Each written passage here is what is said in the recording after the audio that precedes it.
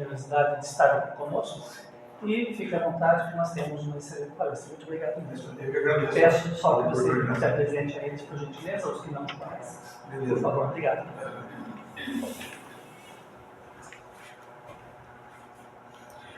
Bom dia a todos. Bom dia. A maioria aqui eu já conheço, já vi, se não aqui em outras casas. Como ele pediu para que eu me apresentasse, ele é o presidente, é o chefe da casa, tem que obedecer. Né? Meu nome é Wagner Tadeu Dias. Hoje, no momento, eu estou como presidente da Sociedade Beneficente Espírita Allan Kardec de Sorocaba, que foi fundada em 1941, e a Kardec tem como uma previsão estatutária auxiliar o movimento espírita de Sorocaba e região. Então as atividades lá são mais voltadas ao estudo, grupo de estudos aprofundados da doutrina, tudo, mas auxiliar o movimento de uma maneira geral. E também frequento o Centro Espírita Leonor em Sorocaba. Hoje eu fui convidado, na atualidade eu fui convidado para fazer toda a estruturação, o organograma funcional da casa, tudo em todas as áreas e departamentos, porque depois da pandemia ficou meio desconexo as coisas. É uma casa grande, lá tem reunião pública aberta para palestras e fluidoterapia, segunda noite, quinta tarde e sexta noite, além de todos os cursos, todas as outras coisas. Eu também atuo num programa da Rádio Boa Nova chamado Revelação, que é um programa do estudo do livro A Gênese, já há praticamente 6 anos, eu acho. O mês, o ano exato, eu não lembro. Nós já fizemos o livro A Gênese várias vezes, estamos começando, se não me engano, vai ao ar às terças-feiras, às 17 horas. Também participo da Web Rádio Estação da Luz do Rio Grande do Norte, toda terça-feira. Uma terça-feira é o Herculaninho, filho do Herculano Pires. Herculano Pires era José Herculano Pires. O Herculaninho é José Herculano Ferraz Pires, é quase igual ao nome do pai. E na outra semana a querida professora Heloísa Pires. E eu e o Alberto fazemos a divisão lá de intermediar, fazer o programa. Então essas são as minhas áreas de atuação, além de cursos e palestras aí na região. Aí. Também participo de vez em quando no Semeador de Cabo Frio e mais algumas outras coisas que convidam online, tem bastante coisa. Eu trouxe hoje aqui para a gente conversar, está escrito seminário lá, porque foi utilizado no seminário que nós realizamos alguns meses atrás na cidade de Itaberá, no GAM, que é o Grupo de Apoio Ninguém. Então, a doutrina espírita, a progressão dos espíritos e a liberdade de consciência. Por que essa relação da doutrina espírita com a progressão dos espíritos? Após 18 de abril de 1857, com a primeira edição do Livro dos Espíritos, com 501 questões, a partir dali nós começamos a ver ou conhecer verdadeiramente como é a vida no mundo espiritual.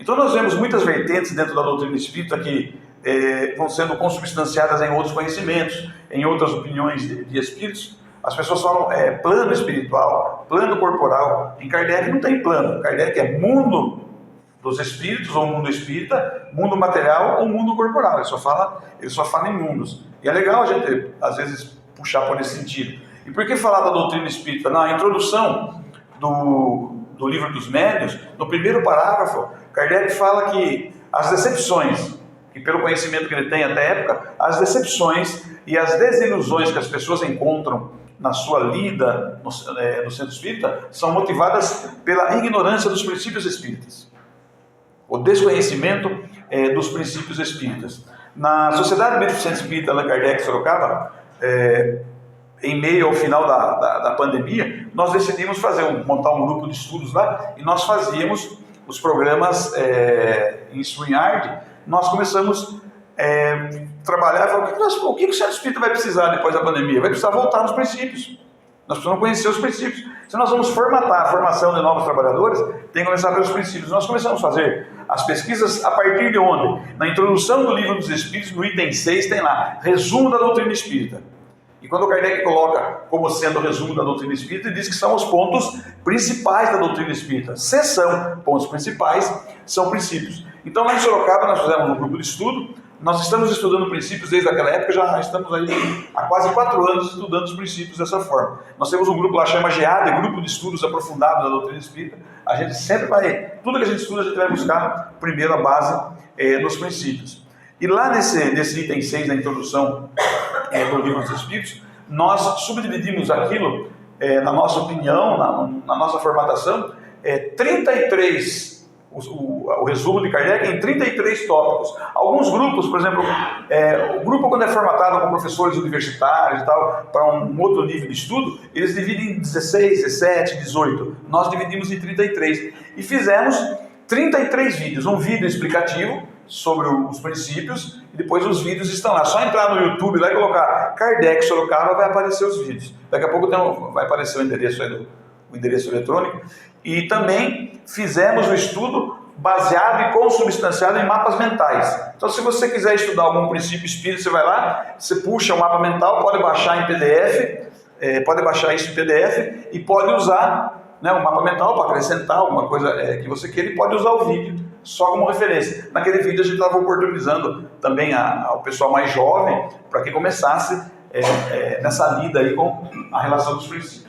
Então, a doutrina espírita e a progressão do espírito, essa imagem que está aqui como fundo, ela é uma representação da matéria escura, que para nós imaginamos que é mais ou menos como se fosse o fluido cósmico universal. O princípio da criação de Deus, ou a trindade, como a gente chama, ou a tríade ou trindade da criação divina, é Deus, Espírito e Matéria, como nós deduzimos na questão 27 do Livro dos Espíritos.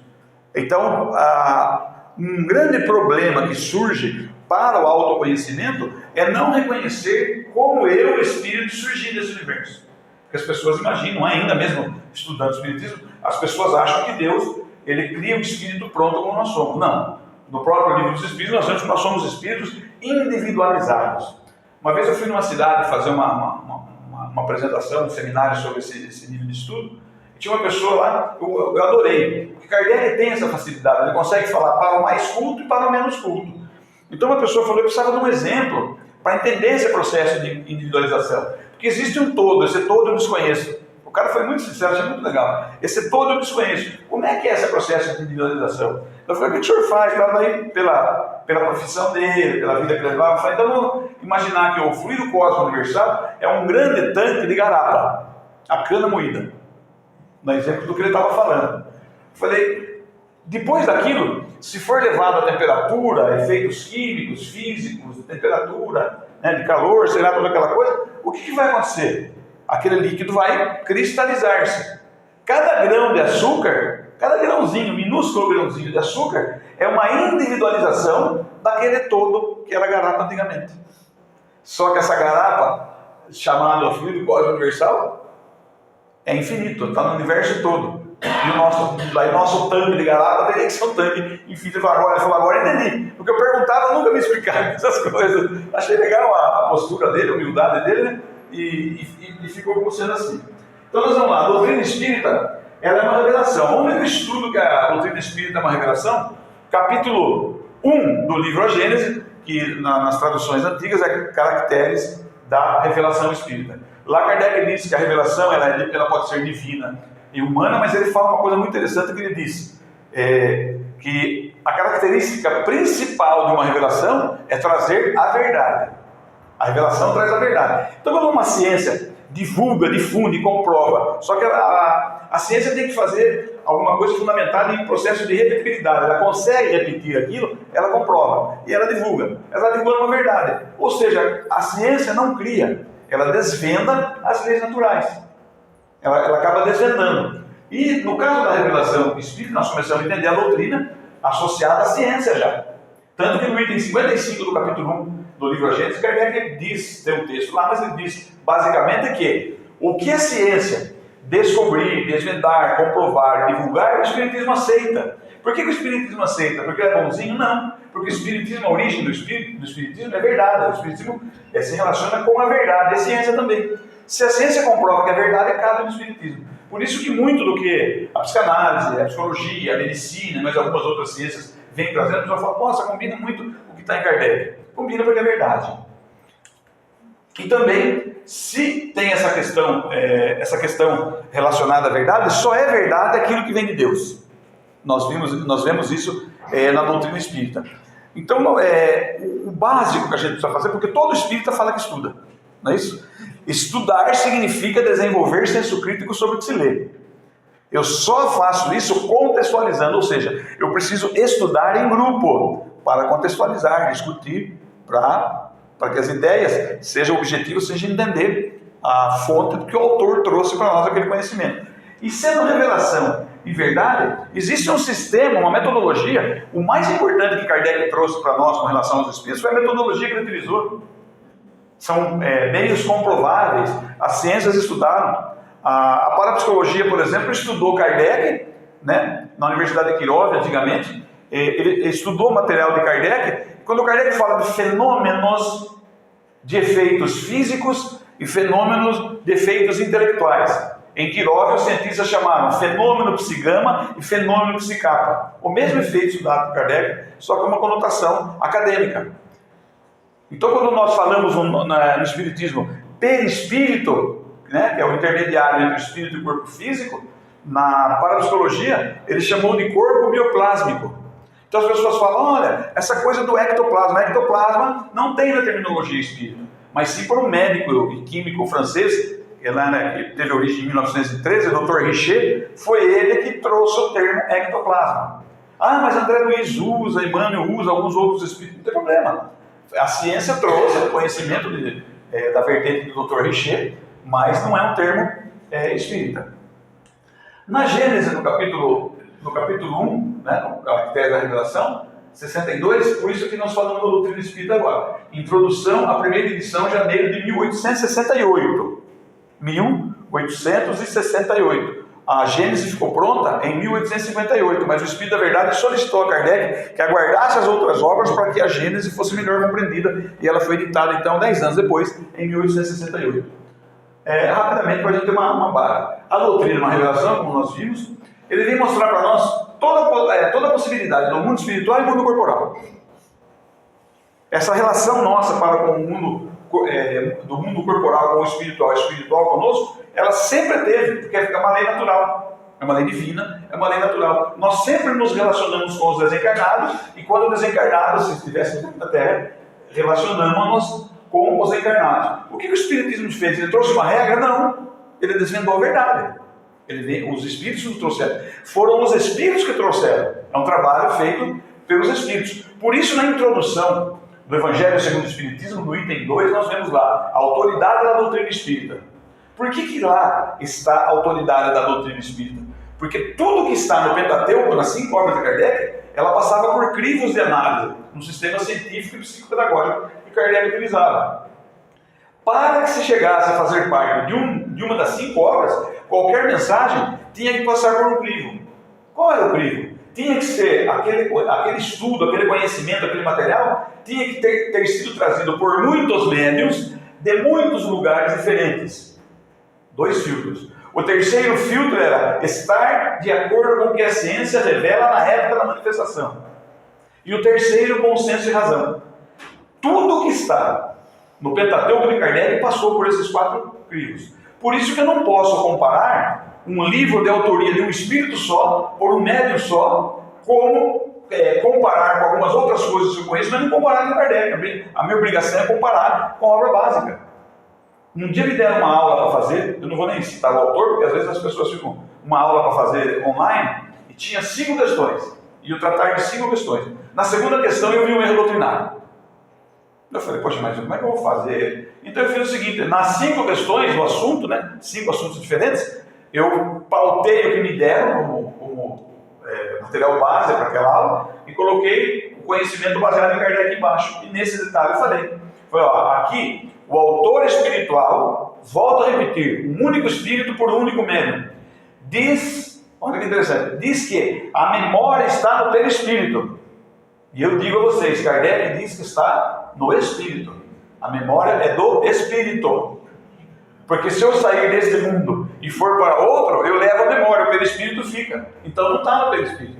São erros doutrinários que às vezes as pessoas não se atentam e acabam assumindo como verdade. Por isso, o sistema de estudo da doutrina deve ser um sistema sintópico. O que é sintópico? Sintópico é estudo de um assunto de vários autores ou várias obras.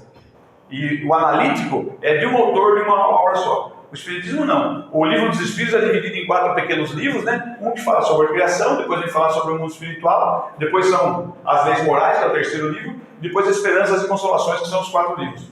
O primeiro livro se complementa, se completa pela Gênesis, o segundo pelo Livro dos Médiuns, o terceiro pelo Evangelho segundo o Espiritismo e o quarto pelo Livro Céu e Inferno. Então eu não posso estudar a obra, qualquer assunto que eu vou estudar, eu tenho que fechar o Pentateuco. Ah, mas eu tenho uma grande dificuldade de pesquisa. Tem, porque muitas vezes não estudo em grupo. Se a gente estudar em grupo, facilita o nosso poder de pesquisa. Hoje aí com as possibilidades da internet, fica muito mais fácil pesquisar, né?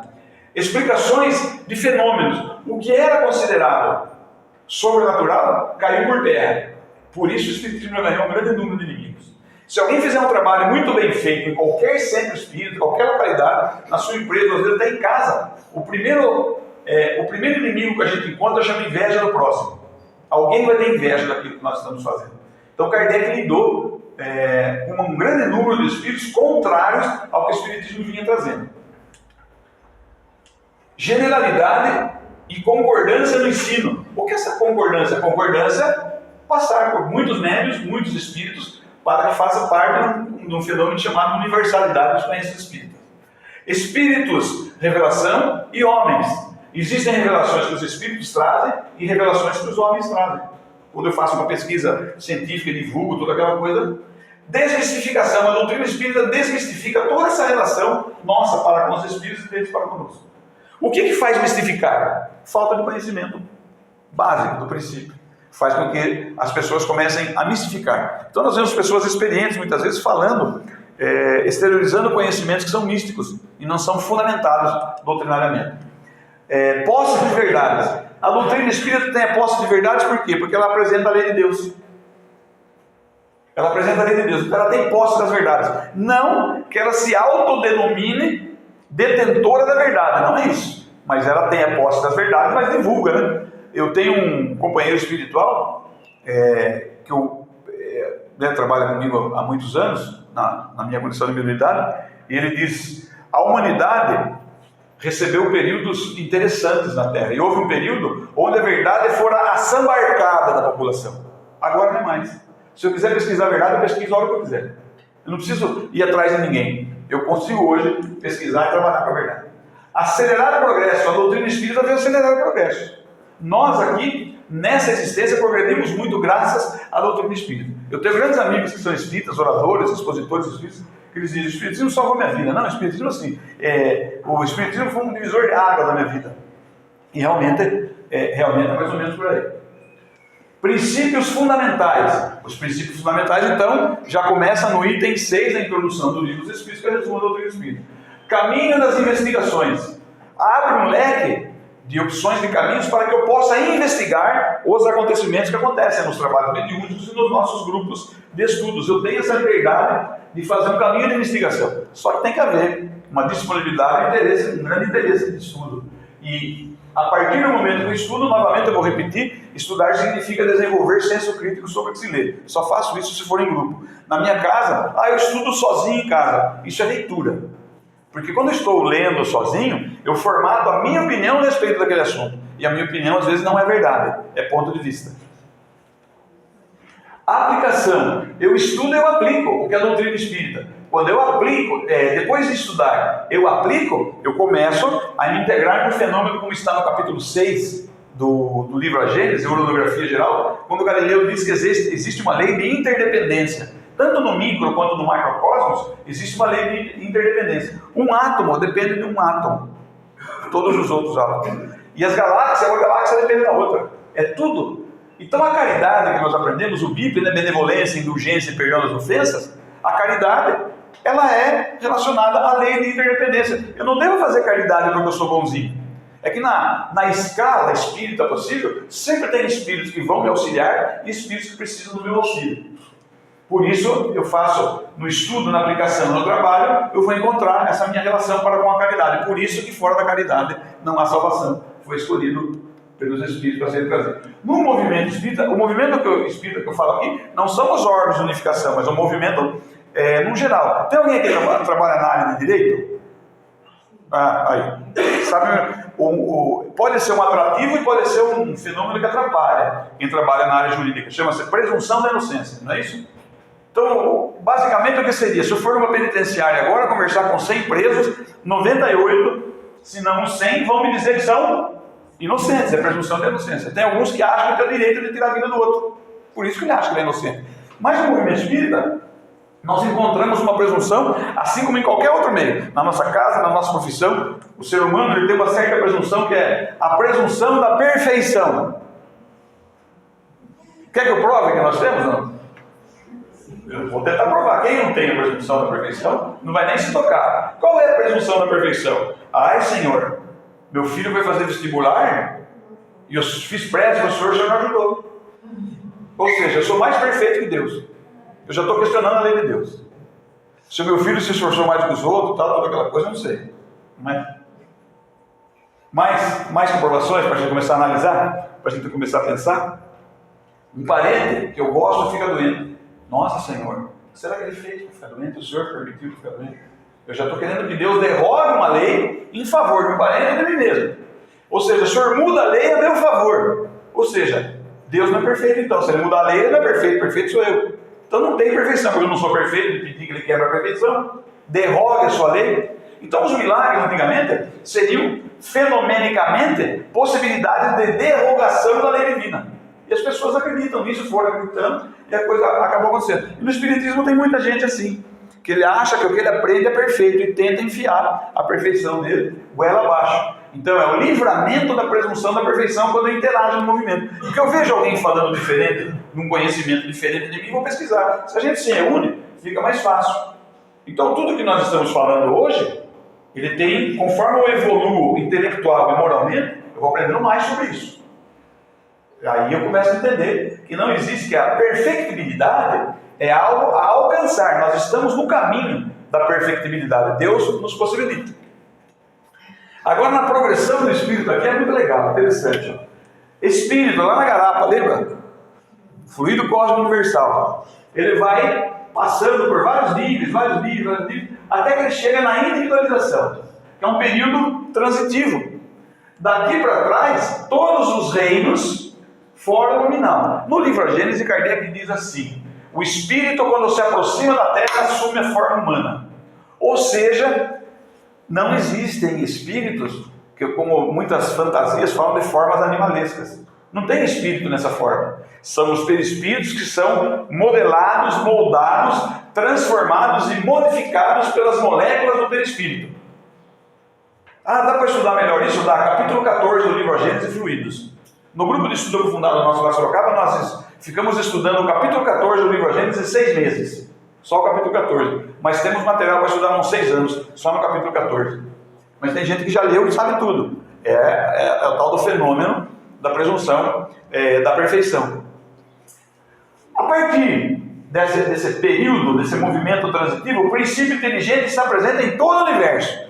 É como se fosse um grande número de partículas que se reúnem com outras até chegar a um ponto que nós adquirimos quantificação, potencialização e qualificação. Nós nos tornamos espíritos com E maiúsculo.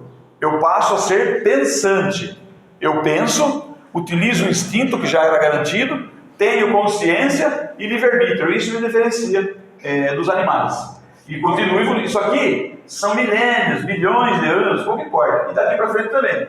Quando eu, a partir daqui, eu já me tornei espírito com E maiúsculo, eu vou passando aqui pelo ciclo evolutivo da individualidade. Então nós não somos criados espíritos como nós somos. Nós nos individualizamos. E a partir da individualização é aquele fenômeno de simples e ignorante. Individualizou é simples e ignorante. Depois dali é só aquisição. Por isso não existe aquilo que se chama involução. Nós não evoluímos. Nós, espíritos, somente evoluímos. Aqui tem um aperfeiçoamento contínuo. Deus, causa primária. Nós saímos no processo de individualização da causa primária, estamos caminhando aqui por milhões e milhões de anos, seja quanto tempo for, até a suprema inteligência. Deus, nós estamos indo em direção à suprema inteligência. Essa é a nossa evolução. Jesus falava disso? Falava. Jesus falava. Filho pródigo. Não é? Brigou com o pai, pegou a grana, saiu para a balada, aconteceu um monte de coisa, resolveu voltar. Por que ele resolveu voltar para o pai? Porque se arrependeu. Se arrependeu, passou por vilipêndios físicos e morais. Quando chegou na casa do Pai, o Pai recebeu de braços abertos. É o que está acontecendo conosco.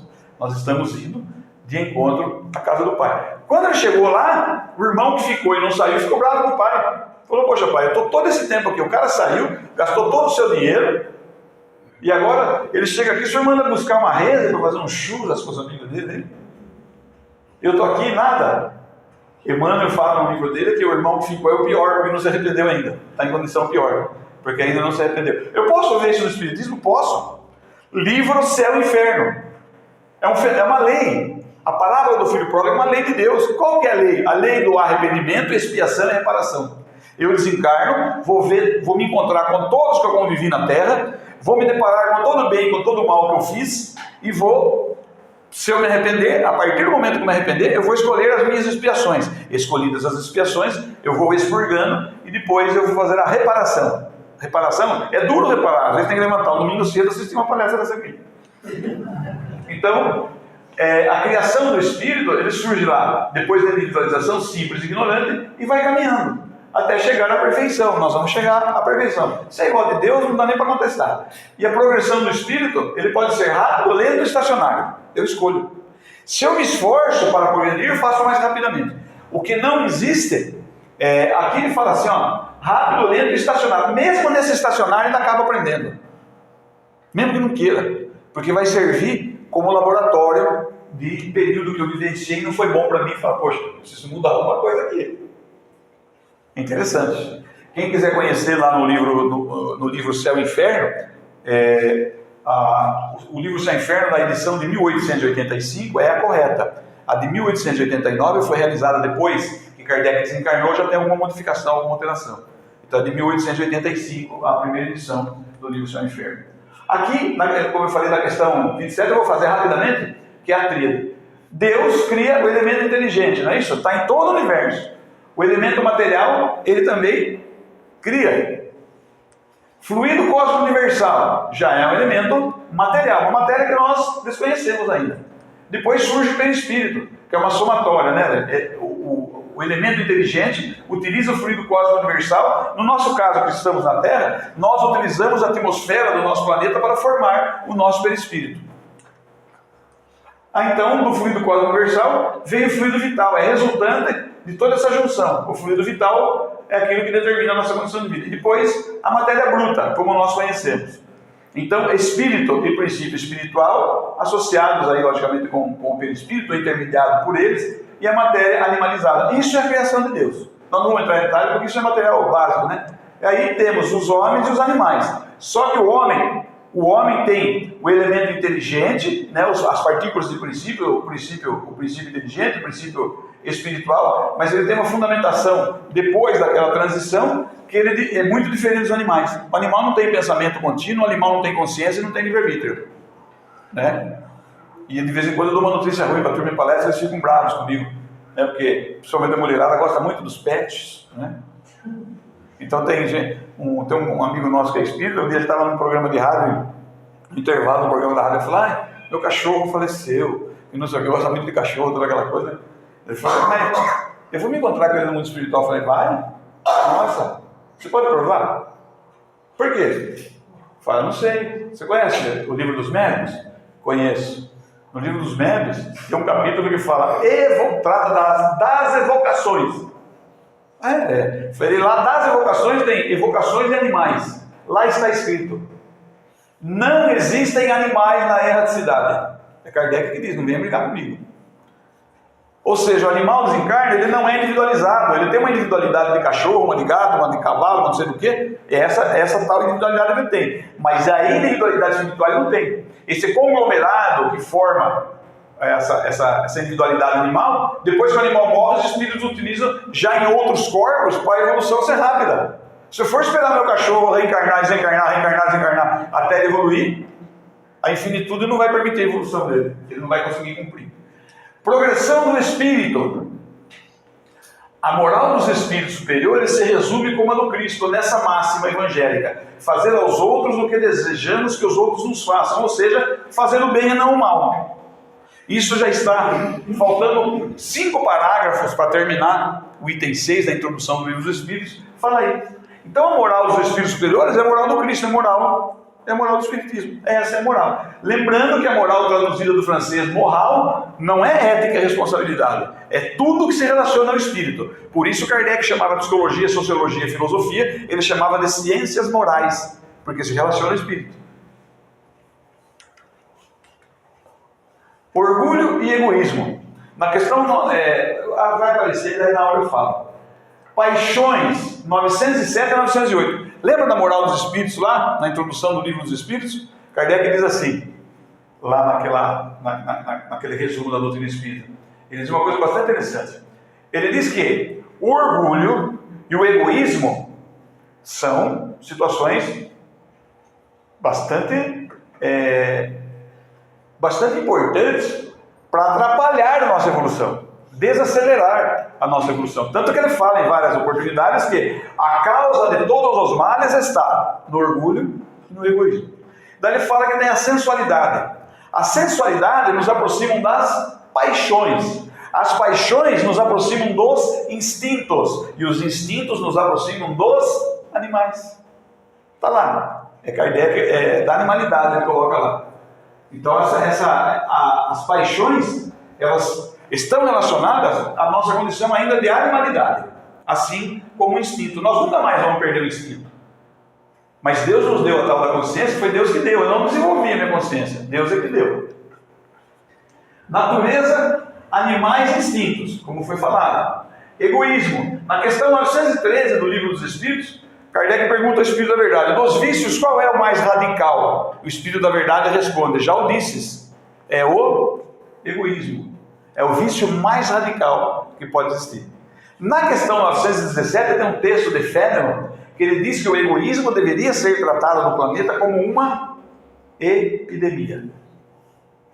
Deveria ser tratado como uma epidemia. Fénelon, bacana o texto, vale a pena. Questão 917. Dele deriva todo o mal. Do egoísmo deriva todo o mal. Então, todo mal que possa acontecer na minha vida tem egoísmo envolvido no meio. Interesse pessoal, né? Está lá na 914, 915, nós temos os nossos interesses pessoais. É uma questão de egoísmo. Na 915, mostra a nossa condição de inferioridade na utilização do egoísmo. Por isso eu preciso viver em ambiente assim, de confraternização. A professora Luísa Pires, eu uso alguma coisa dela, ela usa alguma coisa minha, a gente faz umas brincadeiras assim. Então eu falo que eu sou espírita, eu não tenho medo nenhum da morte, muito menos pressa. E ela diz que ela usa nas palestras dela. Fala: meu amigo Wagner, se tocava, fala assim, e ela dá risada. E ela tem um conhecimento bastante interessante, só que ela é mais séria que eu, né? Então o conhecimento dela é sério. Então a professora diz assim, ela fala: a vivência no centro espírita, a frequência do centro espírita é um momento ímpar. Porque nós nos confraternizamos, mas poderíamos chamar de um momento de confraternização de anjos. Porque se nós vamos lá, os nossos anjos vão também. Os nossos anjos se confraternizam nas reuniões conosco. Interessante, né? Vale a pena então frequentar o centro espírita ou qualquer outra religião. Hein?